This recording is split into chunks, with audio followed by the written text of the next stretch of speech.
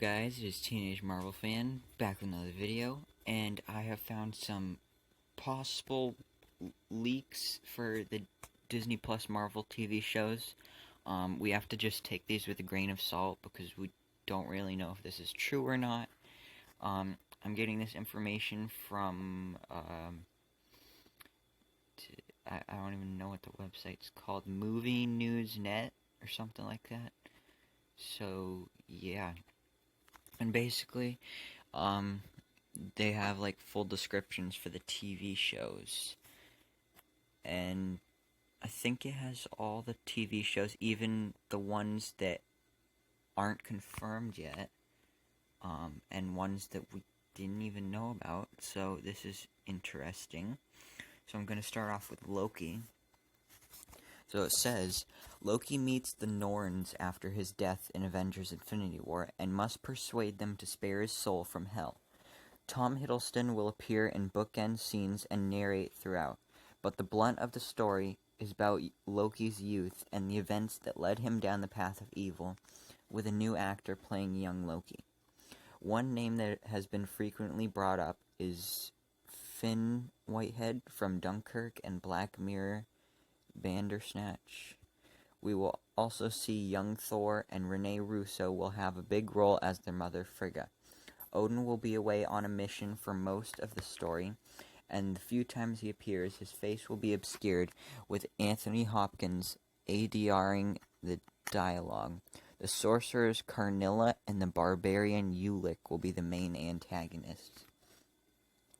So this is kind of steering away from what we know about Loki. So I think that at least this part about Loki is completely fake. Because from what we know, like before this, he's traveling through time. And we know that from the concept art because he was in the 70s walking by a Jaws poster. But this says that it's going to be taking us through his youth. And a lot of people would be mad about that because, like, the reason people love Loki is mostly because it's Tom Hiddleston. So if you make a Loki TV show that barely has Tom Hiddleston, people would be pretty mad about that. So, yeah, I don't think this is happening. Although it would be cool to see Ulik. I don't know too much about him, though, other than that he's a barbarian dude. And, yeah. So, now moving on to the Vision and Scarlet Witch. I think this might actually possibly be correct, maybe. So it says, Vision is reborn in Avengers Endgame and reunites with Scarlet Witch. Okay, that's already false because, Vision wasn't in Endgame at all. But then it continues to say, they attempt to lead normal lives in the suburbs of New York, but Vision is no longer connected to the Mind Stone, and is therefore cold and emotionless. Scarlet Witch attempts to use her powers, which are connected to the Mind Stone, to restore Vision's soul with disastrous results. The project has been described as a psychological thriller, light on action and heavy on atmosphere, and exploring the lead character's personal issues. Vision will be in human form for the most of it, and become the antagonist as Scarlet Witch slowly realizes she accidentally allowed a dark spirit to possess him. Agatha Harkness will be featured as a mysterious figure attempting to reveal to Scarlet Witch secrets of her past, and there will be a subplot about the public's backlash against human-machine relations once the true nature of Vision and Scarlet Witch's relationship is revealed. High-caliber actresses like Frances Conroy, Vanessa Redgrave, and Diane West have already been approached for Harkness.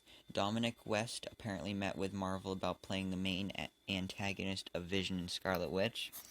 Based on what I've heard, he would be a neighbor who opposes their relationship and presence rallies the locals against them, and is ultimately possessed by the evil spirit that first possesses Vision, becoming the MCU's Grim Reaper.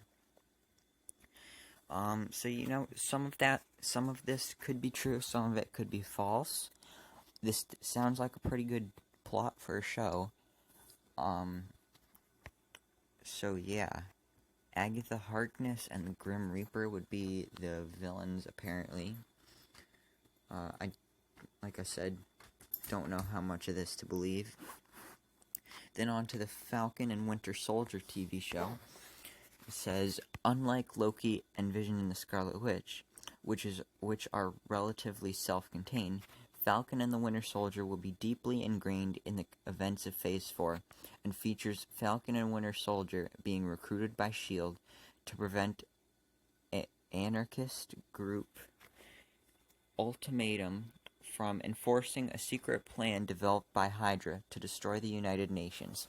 The duo must also deal with John Walker, a soldier recruited by the U.S. government to become the new Captain America, who slowly goes insane and becomes a threat.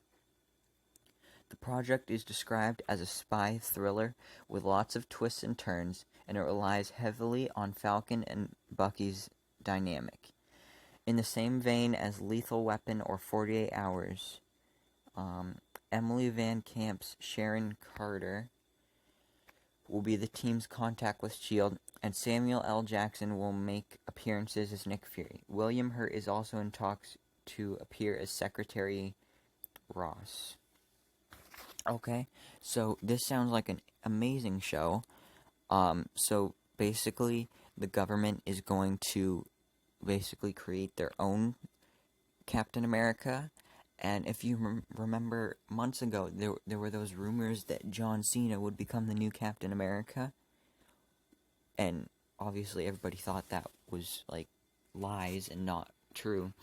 But maybe he's going to be this John Walker guy, and he'll be the government's Captain America, and then he's slowly going to go insane.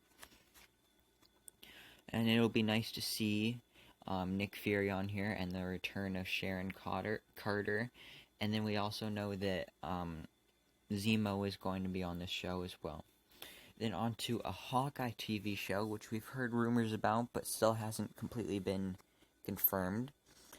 So, early development, pitched as a caper about Hawkeye coming out of retirement, again, this would be like the third time, to help aspiring vigilante Kate Bishop after she gets in trouble with the organized crime while using his name. Hawkeye's family would be heavily featured, and Linda Cardellini is willing to return, but Jeremy Renner is still studying his options.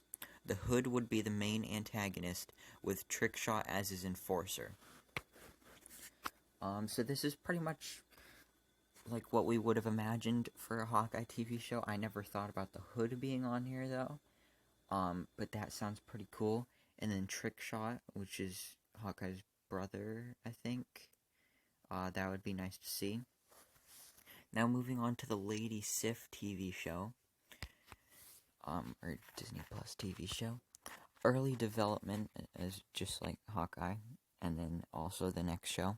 Pitched as a side sequel about Lady Sif's journey across the 9 realms after being betrayed and exiled by Loki when he was masquerading as Odin. Beta Ray Bill would be featured as one of Lady Sif's companions in her journey, and the Enchantress would be the main antagonist. Jamie Alexander is willing to return, but they are figuring out a schedule that doesn't conflict with her TV show Blind Spot. So, I don't think this is true. We don't even know if we're getting a Lady Sif TV show. But there are also rumors about a Thor 4. And if they do Thor 4, then I would think that they want to save Beta Ray Bill and maybe even Enchantress to do in that movie. Because I don't know any other big Thor villains that could be the main antagonist of a Thor movie other than Enchantress. And we know that they're going to do something with Beta Ray Bill. But why would they do it on a Lady Sif TV show rather than save it for a Thor movie that more people are going to watch? But now moving on to our last one, which is kind of like a complete surprise. A War Machine show. So this is also in early development. It was pitched as a sci-fi thriller about Colonel James Rhodes pushing the boundaries of his own humanity as he investigates the theft of Stark Industries technologies and uncovers a conspiracy masterminded by an elusive organization that is providing criminals and terrorists with cybernetic enhancements.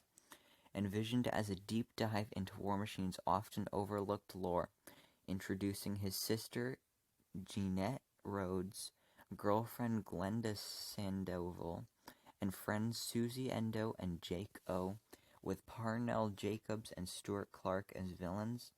Limiting factors are the budget and Don Cheadle's schedule. So, if any of this information is true, then Marvel's plans for Disney Plus are absolutely ambitious, and the service is a must-have for serious fans of the franchise. I'm definitely going to try and get it, but it depends on timing and money, stuff like that. It sounds like there's going to be a lot of shows, if I get this, the main reason would be to watch the Marvel shows, but, like, after I'm done watching that, like, I'll watch the Star Wars stuff and the Disney Plus, too. So, like, there's other stuff, too. So, these Marvel shows are definitely going to be a part of Phase 4. Like, it's not like they're going to be their own separate thing. They're going to be super connected, I guess. So let me know down in the comments below what you think of all this. Are you excited for these Disney Plus Marvel shows? And are you going to get Disney Plus? Let me know down in the comments below. Thank you so much for watching. Please remember to like, comment, subscribe. And I hope to see you in the next video, so I can bestow all my Marvel knowledge upon you.